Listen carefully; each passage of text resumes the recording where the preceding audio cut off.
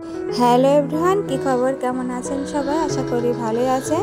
তো প্রতিদিনের মতো আবার একটা নতুন ভিডিও নিয়ে হাজির হলাম। তো আশা করছি আজকের ভিডিওটা আপনাদের ভালো লাগবে। দূরেও কাছে যে যেখান থেকে আমার আজকের এই ভিডিওটি দেখছেন, প্লিজ পুরো ভিডিওর সাথেই থাকুন।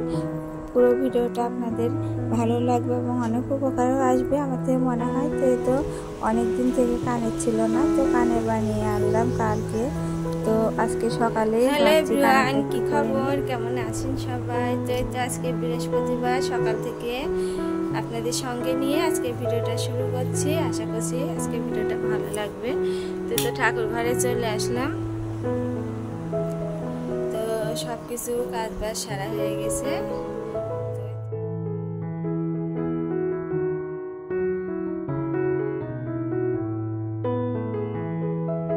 তো এই তো ঠাকুর ঘরে এসে কালকে একটা কাঁঠাল নিয়ে এসেছিলো, তো আমার তো মনে নেই। তো আমার মেয়ের ভীষণ পছন্দ কাঁঠাল, তো পাকা কাঁঠাল খেতে খুব পছন্দ করে। তো পরে এসে বলছে, প্রাইভেট পড়তে গিয়েছিল, তো বলছে মা কাঁঠালটা ভেঙে দাও। তো মেয়ের জন্য এই তো তাড়াতাড়ি করে আগে কাঁঠালটা ভেঙে দিচ্ছি। তো সকাল থেকে কিছু খায় নাই, বলছে একটা রুটি আছে, তো রুটি দিয়ে কাঁঠাল দিয়ে খাও। তো আমার রুটি দিয়ে কাঁঠাল দিয়ে আর মুড়ি দিয়ে খেতে ভীষণ ভালো লাগে। তো আমার মতন কার কার এমন ভালো লাগে কমেন্টে জানাবেন।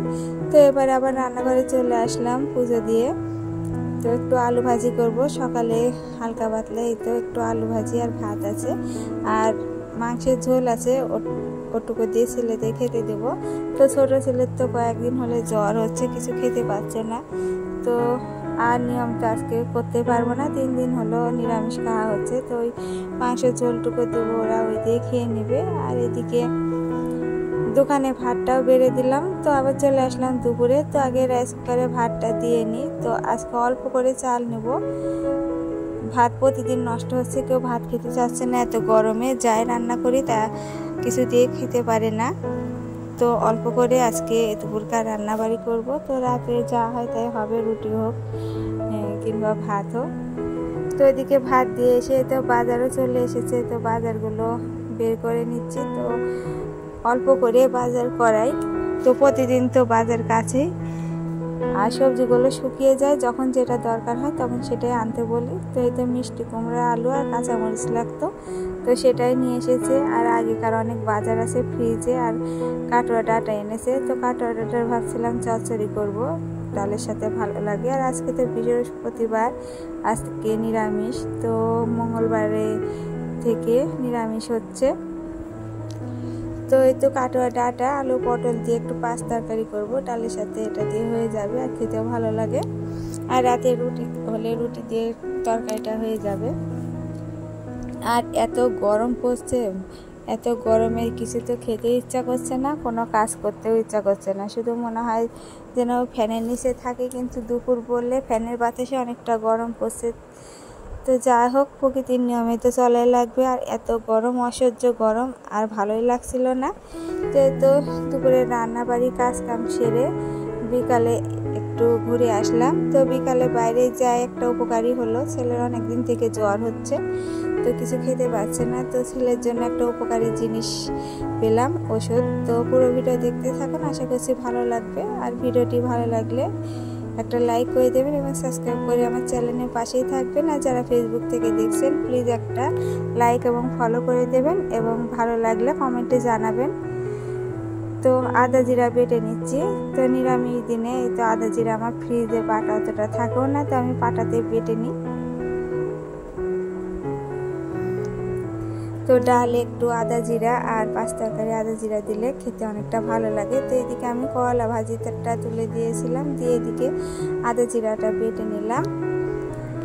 তো করলা ভাজিটা আমার হয়ে গেছে, এবার পাঁচ তরকারিটা ফোড়ন দিয়ে তুলে দেব। আর কি রান্না করব, কি করব কিছুই ভালো লাগছে না, কিভাবে মানে সব কিছু ম্যানেজ করব ভালোই লাগছে না এত গরমে। আর এই কয়েকদিন থেকে তো উপরে যাচ্ছে, আর আজকেও তো বৃহস্পতিবার, অনেক ব্যস্ত থাকা লাগে সকাল থেকে। পুরো ঘর বাড়ি মোছা, পরিষ্কার করা, তারপরে ফুল পাতা তোলা, পুজো দেওয়া। আর শরীরটা অনেকটা খারাপ, 2 দিন পর আজকে ভাত খেয়েছি। ভাত খাওয়ার পর সকালে তো রুটি খেয়েছি, দুপুরে ভাত খেয়েছি, আর ভাত খাওয়ার পর পেটে এতটা ব্যথা হয়েছিল, তো অনেক সময় শুয়ে থাকলাম। তো যখন শুয়েছিলাম তো ফ্যানের বাতাস এতটা গরম ছিল, তবুও শুয়ে থাকতে ইচ্ছা করছিল না। যাই হোক, এদিকে আমার পাঁচ তরকারিটা হয়ে গেছে, এবারে ডালটা ফোড়ন দিয়ে নেব। আর এত গরম আজকে, এই তো রান্না করতে তো হচ্ছে, তো রান্না করে আজকে এই ঘর দুয়ার মুছে থাল বাসন যেগুলো বের হয়েছে সবগুলো পরিষ্কার করে একবারে আমি উঠবো।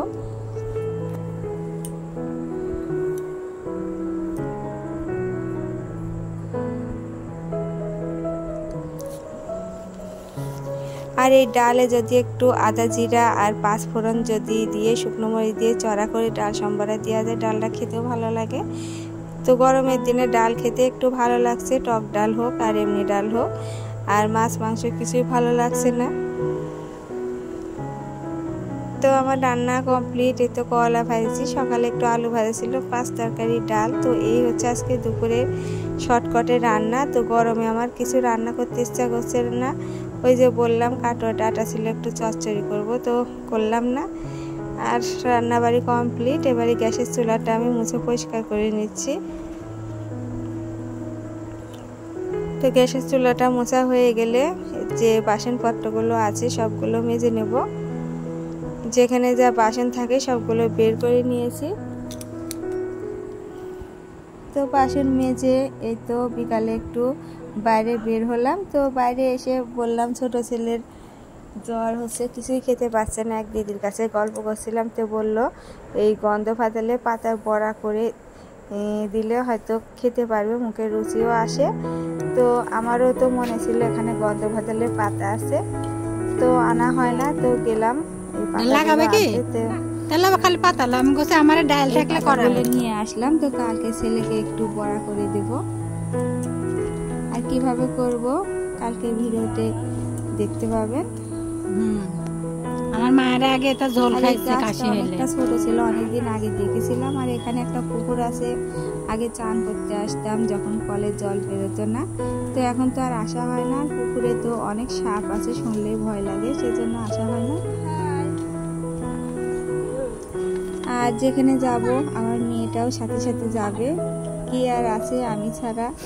তো অনেকে হয়তো ঠাম্মা থাকে তাদের সাথে থাকি, কেউ অন্য ভাই বোন থাকলে তাদের সাথে বেড়াই, তো আমার সাথেই যাই। আমি মাঝে মধ্যে রাগ করি, অত দূরে যাবে, তোমার পা ব্যথা করবে, যেও না, তবু আমার সাথেই থাকে। আর বাড়িতে থাকবে, ওর দাদারাও থাকে না, যে যার মতো খেলতে যায়, দোকানে যায়, সেজন্য আমার সাথে আমার মেয়েটাই তো ঘুরঘুর করে।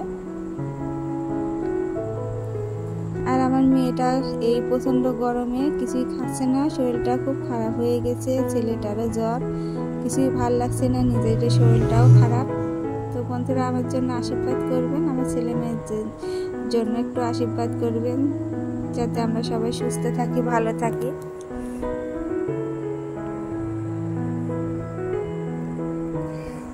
আর আমার ভিডিও যদি কোনো এক অংশ ভালো লেগে থাকে প্লিজ একটা লাইক করে দেবেন এবং সাবস্ক্রাইব করে আমার চ্যানেলের সাথেই থাকতে পারেন। আর আমার ভিডিওটি কেমন লাগছে কমেন্টে জানাবেন।